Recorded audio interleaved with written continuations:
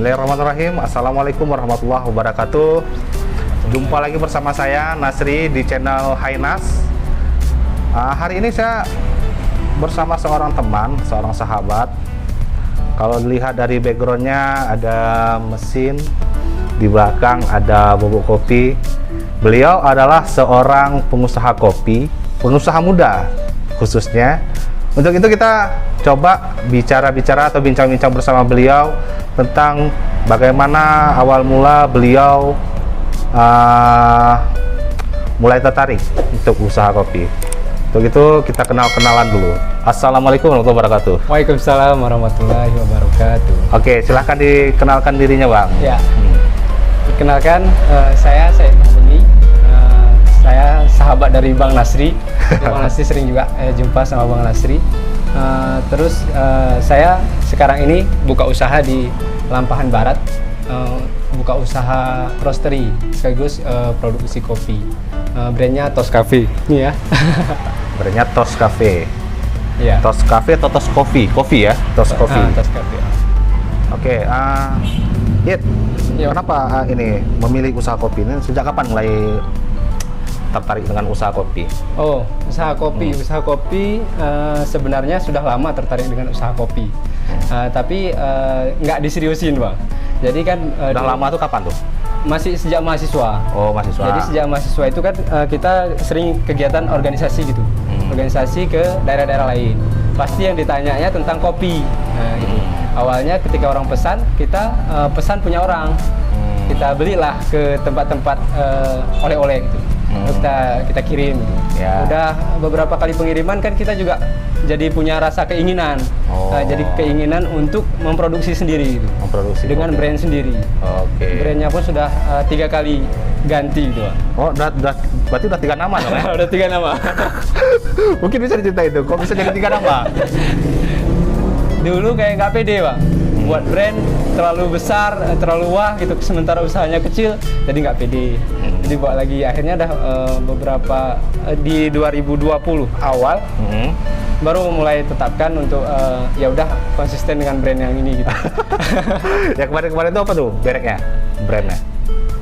Kemarin tuh pertama ada Ketagin, ada apa itu lagi ya?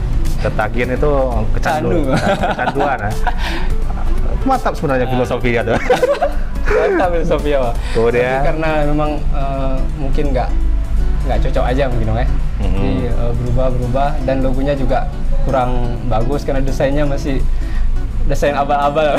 Oh, oke. Akhirnya di 2020 tetapin di Tos Cafe. Itu pun sebenarnya awal membuka usaha itu pas setelah resign dari pekerjaan yang sebelumnya.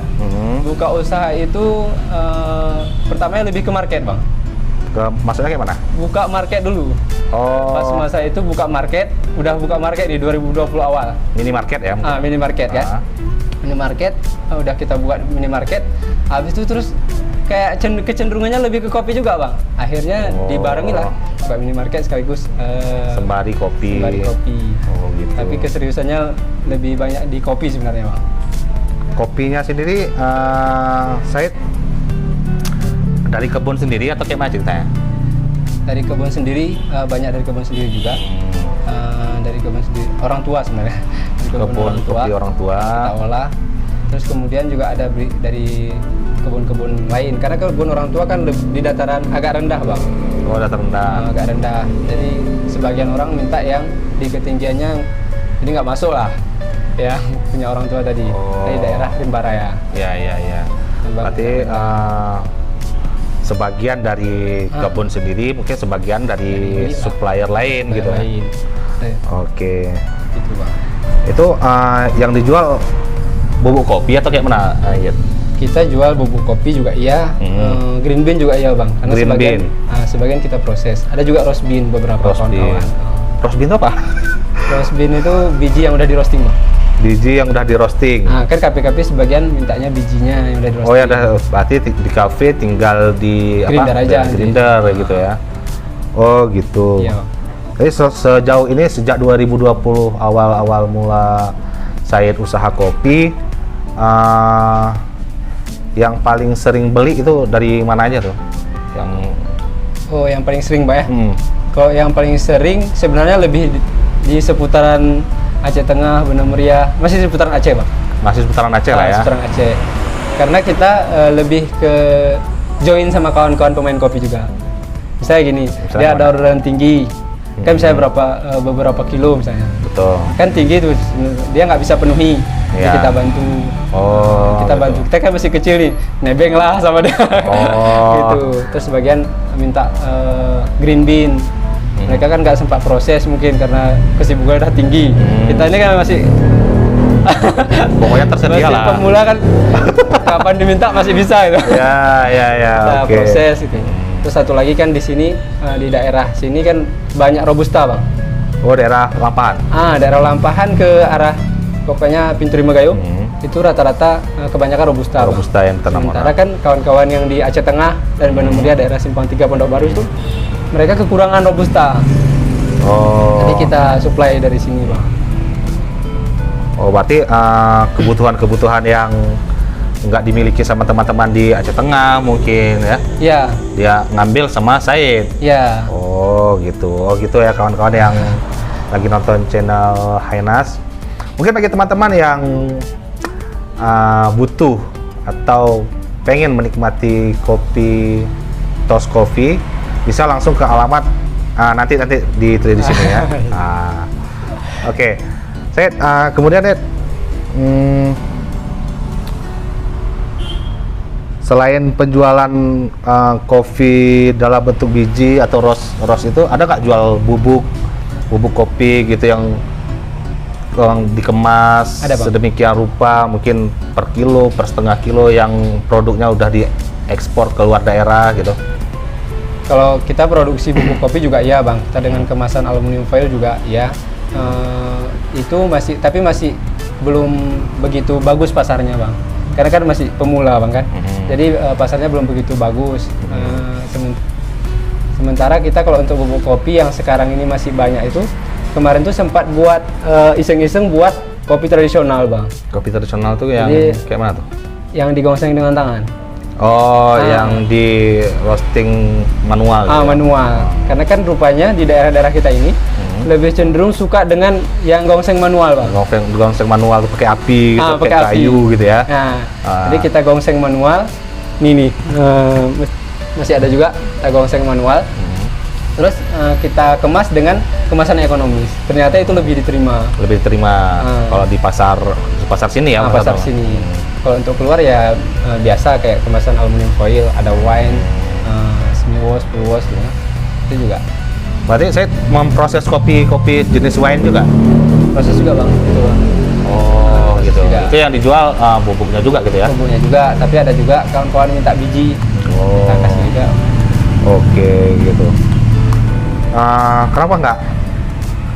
Karena udah bermain di kopi, kenapa nggak buka kafe? Gitu? Ada nggak pemikiran ke situ mungkin? Sebenarnya kalau ditanya keinginan ada, Bang. Oke, kan ada ya. Ada keinginan, tapi memang harus mulai dari nol ya, Bang. Kayak di Pertamina. Ya kan ya. Kita mulai dari nol. Jadi kita ya mulai dari sinilah, Bang. Pelan-pelan, Pelan-pelan. mudah-mudahan nanti bisa sampai punya roastery, punya kafe gitu, Bang. Roasternya udah ada nih, kan? Tinggal kafe aja lagi kan. Masih mini roastery. Tapi tuh minum-minum sehari-hari kan bisa, Bisa. pasti ada, pasti bisa lah mencukupi. Apalagi kan saya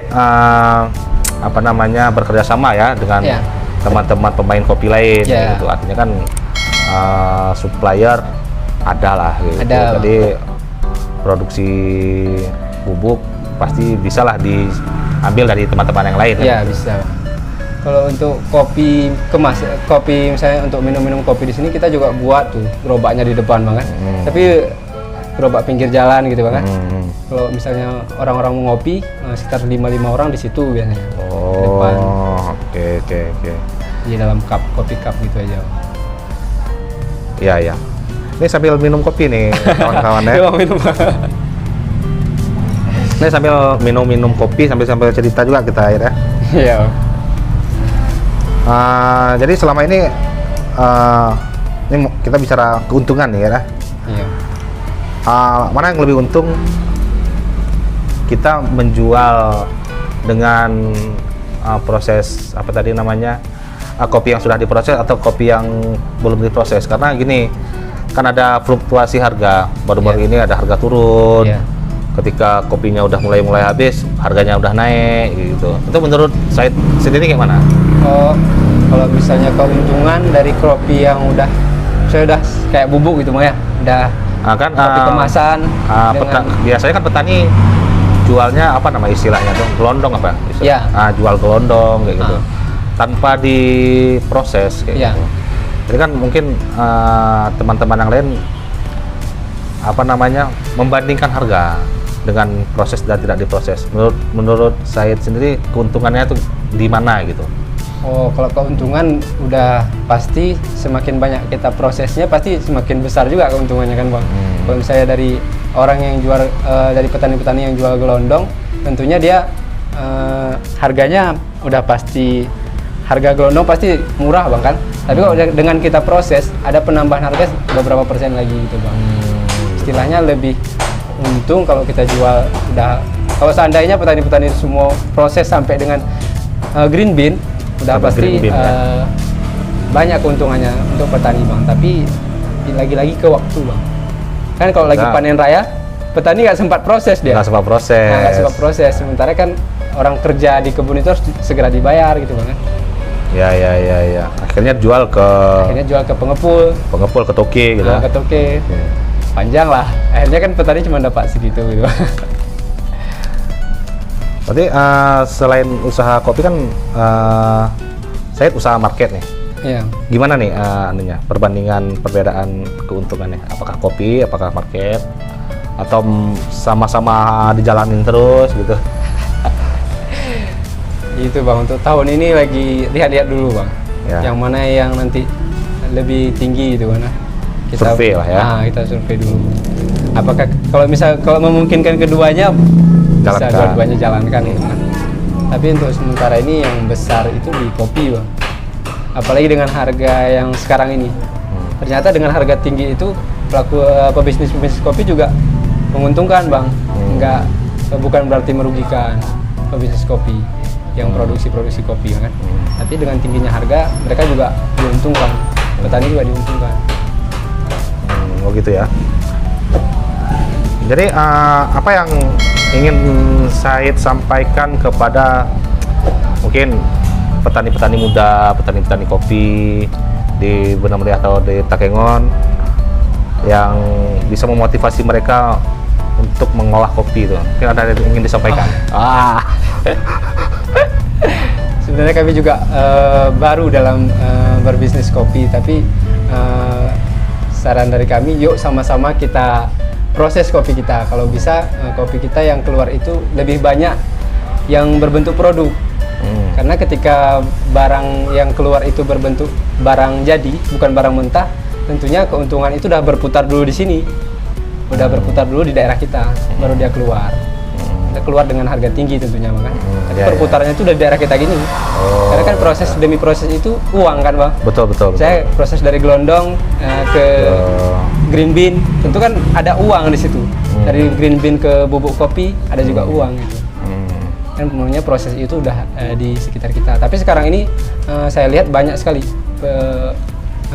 pebisnis kopi yang muncul ya. Yang muncul. Banyak brand-brand yang muncul dari sini. Itu dari kalangan generasi muda. Itu sangat luar biasa. Kami juga belajar dari generasi muda itu. Ya. Sejauh ini saya sendiri udah pernah nggak ekspor ke luar daerah selain di Aceh? Kalau masih di dalam negeri masih pernah Bang. Ada ke Jawa Barat, Bandung. Tos kopi ya, tos kopi. Jawa Barat, Bandung. Terus kemarin Jawa Tengah, Jawa Timur. Tapi belum besar. Masih sedikit. Pokoknya udah ada lah ekspor ya kan. Masih sedikit Bang. Oke, mungkin terakhir nih saya cerita-ceritanya. Kemarin kan terjadi penurunan harga yang begitu drastis kan? Iya. Itu berpengaruh nggak sama usaha kopinya Said? Untuk usaha kopi, kalau pas penurunan harga itu nggak berpengaruh Bang. Tapi kalau di penurunan harganya nggak berpengaruh. Tapi di pandeminya berpengaruh Bang, sedikit berpengaruh. Itu Dulu apa pengaruhnya, Bang? Dampak kami yang- sempat bekerja sama dengan kawan yang ada di Bandung sama di Jakarta. Tapi karena pandemi, akhirnya udah mereka yang udah langganan tetap gitu. Akhirnya mereka nggak bisa buka tuh Bang. Oh, ya mereka jadi stop order gitu ya. PPKM apa itu? PPKM. PPKM.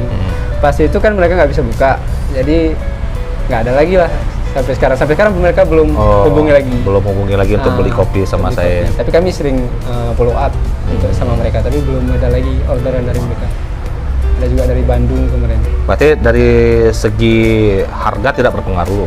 Harga tidak berpengaruh. Maksudnya gini, kemarin tuh harga kopi kan anjlok sampai berapa ribu gitu kan. Gelondoknya anjlok. Kalau setelah diproses ini nggak ada pengaruh. Tidak terlalu berpengaruh Bang. Bahkan kita bisa buat diskon. Diskon pandemi apa. Oke. Kan harga kopi ya. Oke. Harapan saya sendiri nih ke depan apa yang ingin dicapai mungkin? Harapan ke depan ya lebih memperluas pasar lagi Bang. Perluas Luas pasar. pasar, bisa memperbaiki lah. Kan kondisinya sekarang ini masih kayak gini Bang, di Masih. belakang-belakang. Semoga nanti kedepannya udah bisa buka kafe. Buka kafe. Bisa, roasterinya juga Roasterinya jalan juga. gitu. Oke, baiklah teman-teman. Itu diskusi kita, itu bincang-bincang singkat kita sama pengusaha muda, pengusaha kopi di Bener Meriah. Mudah-mudahan menginspirasi teman-teman yang ada di sana yang sedang menyaksikan video ini. Jangan lupa like, subscribe, dan share video ini apabila dirasa bermanfaat. Iya. Oke, ini saja. Wabillahi taufiq wa hidayah. Assalamualaikum warahmatullahi wabarakatuh. Waalaikumsalam warahmatullahi wabarakatuh.